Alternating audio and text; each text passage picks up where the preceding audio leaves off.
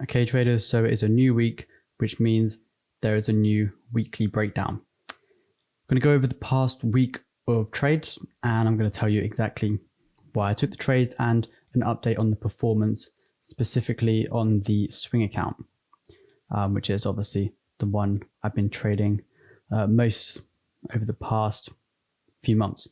And the reason is it's by far the best strategy I have at the moment, because the drawdown is very, very low, the win rate's decent, the average risk to reward is decent, and the consistency is unmatched. So we're going to jump straight in, and I'm going to jump straight into the WillssFX book, and then we can go over the trades. So here is the WillssFX book. As you can see, we are up 14.23%, which is great. And the reason the absolute gain is lower is because if you deposit money, it then takes the profit off of the whole amount instead of the overall balance. So I've been regularly depositing money, which is why the absolute gain is only 5.3% of the total balance, but the total actual gain is 14.23%, which is the gain you can see here and the gain that it actually shows on the chart here.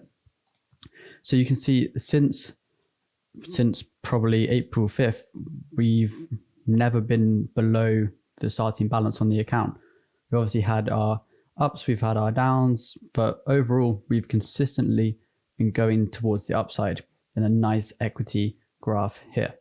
So you can see that the total drawdown is only 3.35%, which means the max drawdown on the account was 3.35%, but then the upside is 14.23%. And in my opinion, this is an absolutely amazing stat to see. And you know, the Calmar ratio will be quite high on the strategy, which is great. You can also see the profit factor is rather high, 1.97, which is pretty good. And then we go into some other stats here. You can see obviously this week up 2.7% and this month 2.7% too, because it is the first week of the month, and this year 14.2%. The reason it says negative pips, and that's what I'll go over on the chart in a minute, pips don't matter for this type of strategy. So you'll see the average win here is the same as the average loss pretty much, about 1 pip difference. But when I go on the charts, I will explain this and how it doesn't matter in the slightest. It literally is irrelevant in my opinion. But you see the best trade is 134 pips and the worst trade is 109 pips. And then we can go down here and you can see the months, you can see the consistency. 1, 2, 3, 4, 5. 5 out of the 8 months are between 2.3 and around 2.3 to 2.4%, which is very, very good. We've obviously had 2 months which are slightly lower, then 1 losing month, but that is again completely fine because overall we are trending to the upside. If I go onto the charts here now and I show you the loss we actually took, and some people will be like, oh, well, why did you actually take this trade? Because this was happening, but you need to think about it. I only take trades when they fit the plan, no matter what the trade looks like. So this could look like a bad trade to you. I could say, oh, I don't think this is going to win. But as long as it fits the plan, you have to take the trade. And this is what traders don't seem to understand. If the trade doesn't fit the plan, don't take it, even if it looks like an amazing setup. And also it goes the other way too. If the trade fits the plan perfectly, but it doesn't look like it's going to win, you still have to take it. This one fit the plan to perfection. We're obviously broken to the downside out of this. Obviously we're going up. People use trend lines or whatever. You could say that. We're going up and then we broke to the downside. This gives us a good entry signal in here. And then price did just rally straight through. So this was the second trade we actually took.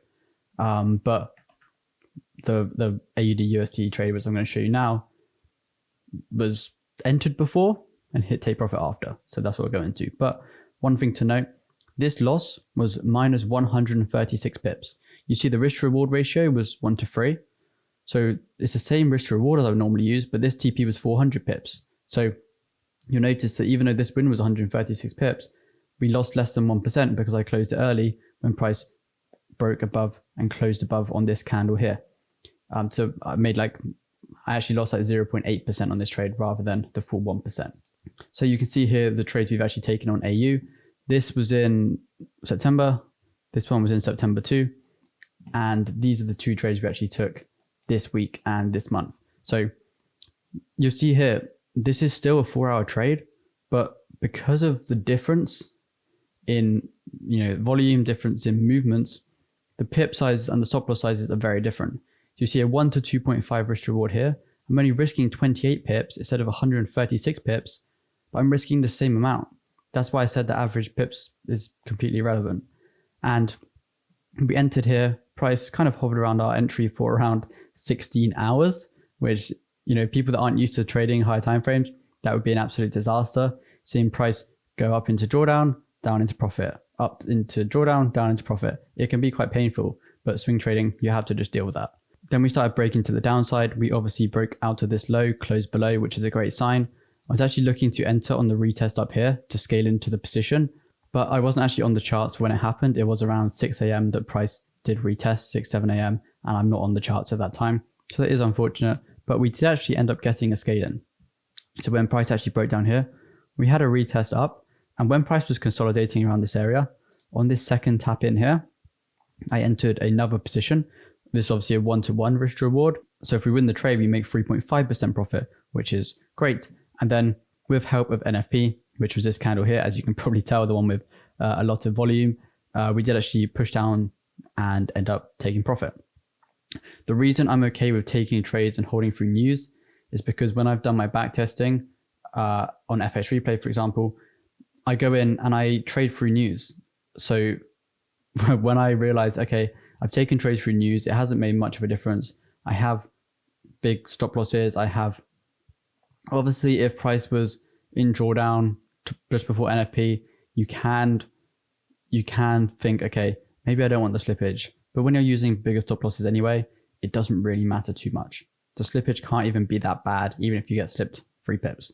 Obviously, slippage is bad, but again, why not think you're going to be on the right side of it? That's what you have to think too. So if you've done your testing through news, maybe consider, actually, why am I not holding through news in the live trading if I've done it through my tested data and it's worked? That's what you need to consider. So that is why I'm confident holding the trades through NFP, through CPI, through FOMC, through any event. I'm pretty sure, I can't remember the pair. I think it was GU that last month actually hit our TP with FOMC. So the interest rate decision actually came out, moved our trade nicely upwards and hit our take profit. So that's 2 trades in 2 months have been aided whilst in profit already by the news to hit the target. Obviously, price kept going around 30 pips lower, but we are happy with our 3.5% gain on this trade. And then obviously the minus 0.8% on the other trade, which meant that on this month, we obviously made money on the 2 AU trades and lost money on the UJ trade, which is fine. And you'll notice here that the UJ trade, the loss was only 3 hours, but the win is 1.8 days, for example. So my losses, when I'm wrong, I'm out of the market really quickly. Well, I say quickly, it's a few hours, but that's quick for my strategy. As you see, the average trade length is 1 day, but then my average losses are very, very short in comparison. They're only a few hours. So when I'm wrong, I'm out of it quickly. I don't have to deal with 4 days of drawdown. I obviously have to wait a few days for price to drop all the way down to my target because I'm targeting hundreds of pips in some instances. So that's completely fine. And the data backs it up from my testing too. So if you enjoyed, be sure to like and subscribe, and I'll catch you guys next time.